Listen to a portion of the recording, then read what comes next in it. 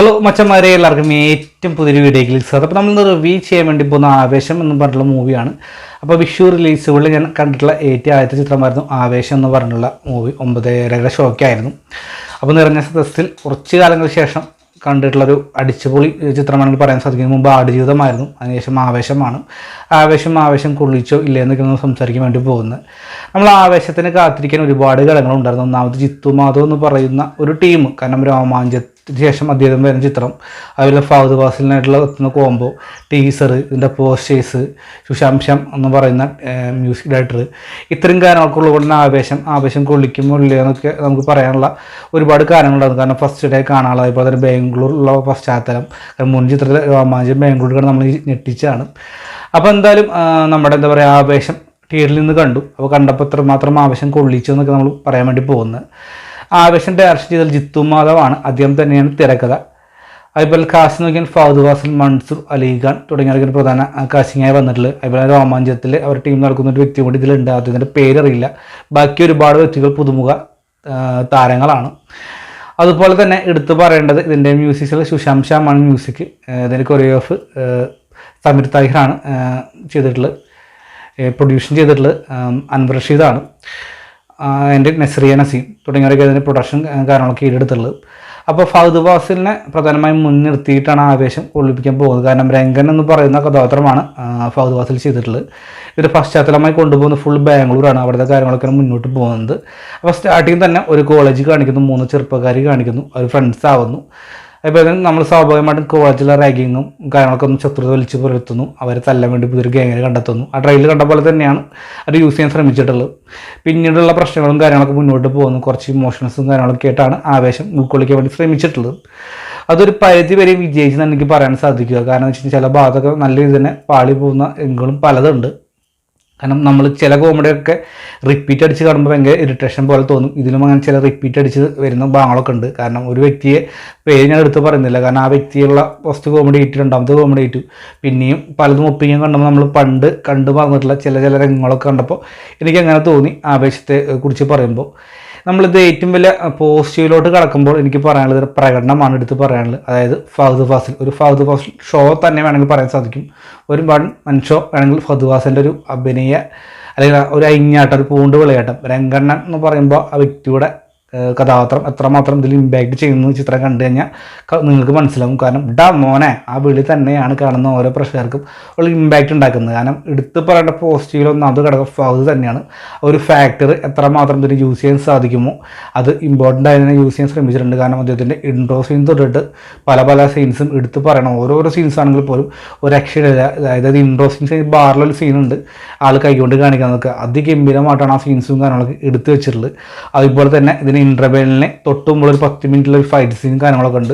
ഒരു ആക്ഷൻ അതിൽ interval blog തന്നെ, കാരണം നമ്മൾ പിന്നെ റിപ്പീറ്റ് അടിച്ച് കാണാൻ തോന്നും ആ ഇൻ്റർവെല്ലിന് വേണ്ടിയിട്ട്. അവർ ക്ലൈമാക്സിൽ വരുന്ന കുറച്ച് ഇമോഷണൽ സീൻസും ഫഹദിൻ്റെ ബാക്ക്ഗ്രൗണ്ടിൽ അദ്ദേഹത്തിൻ്റെ മുൻ ജീവചരിത്രം പറഞ്ഞു പോകുന്ന കുറച്ച് കാര്യങ്ങളൊക്കെ പറഞ്ഞു പോകുന്നുണ്ട്. ആ കാര്യമൊക്കെ നല്ല രീതിയിൽ തന്നെ കണ്ടാൻ സാധിച്ചു. ആളുടെ ഫ്ലാഷ് ബാക്കിൽ വരുന്ന ലുക്കും കാര്യങ്ങളും ആക്ഷൻസ് ആണെങ്കിലും എടുത്തു പറയണം. കാരണം ഫഹദിനെ ആക്ഷൻ ചെയ്യാമെന്ന് തെളിയിച്ച് എന്ന് ബാം തന്നെയാണ്. അവസാന ക്ലൈമാക്സിൽ വന്ന കുറച്ച് ആക്ഷൻ സീൻസൊക്കെ ഒരു ആക്ഷൻസ് ആണെങ്കിലും അതിനോടൊപ്പം തന്നെ ഈ വ്യക്തി മറിഞ്ഞ് പോകുന്ന കുറച്ച് ഇമോഷൻ സീൻസ് ഉണ്ട്. അതുപോലെ ഒരു കോമഡി ചിരിപ്പിക്കാൻ ശ്രമിക്കുന്നുണ്ട്. എനിക്ക് ആ സീൻസ് കാണുമ്പോൾ എനിക്ക് ഓർമ്മ നമ്മുടെ കുംബ്ലൈനൻസിലെ ആ കഥാപാത്രം ഷെമ്മി എന്ന് പറയുന്ന ആ കഥാപാത്രം തന്നെയാണ്. കാരണം ഒരു വീടിൻ്റെ ഉള്ളിൽ ഒരു ശരിക്ക് എല്ലാവരും പറപ്പിക്കുന്ന കുറച്ച് സീൻസൊക്കെ ഉണ്ട്. അവസാന ഭാഗം കണ്ടവർക്ക് നമുക്ക് എല്ലാവർക്കും അറിയാവുന്ന തന്നെയാണ്. ഞെട്ടിച്ചാണ് ഫഹദ് ഫാസിൽ. അതേ ഏകദേശം അതിനോട് ചേർന്ന് നിൽക്കുന്ന ഒരു പ്രകടനം തന്നെയാണ് ഇതിൻ്റെ അവസാന ഭാഗത്ത് വന്നപ്പോൾ കണ്ടത്. അതുകൊണ്ട് ഞാൻ എടുത്ത ഫഹദ് എന്ന് പറയുന്നത് നല്ല മികച്ച പ്രകടനം തന്നെയാണ്. അതുപോലെ തന്നെ ഫഹദിൻ്റെ കൂടെ വന്നിട്ടുള്ള ബാക്കി എല്ലാ വ്യക്തികളാണെങ്കിലും, അതുപോലെ തന്നെ 3 കോളേജ് സ്റ്റുഡൻസ് ആണെങ്കിലും, അതുപോലെ തന്നെ എതിർ ടീമാണെങ്കിലും മികച്ച രീതിയിൽ തന്നെ തോന്നുന്നു. അതുപോലെ മൻസൂർ അലിഖാൻ്റെ റോൾ എനിക്ക് എത്രയേറെ ഇമ്പാക്റ്റ് ഉണ്ടാകുമെന്ന് തോന്നിയില്ല. കാരണം ഒരു ബാംഗ്ലൂർ തന്നെ ഭാഷ നടനെ കൊണ്ടുവരുന്നുള്ള സംസ്ഥാനം കാര്യങ്ങളൊന്നും ഒട്ടും തന്നെ എനിക്ക് ഓക്കെ ആയി തോന്നിയില്ല.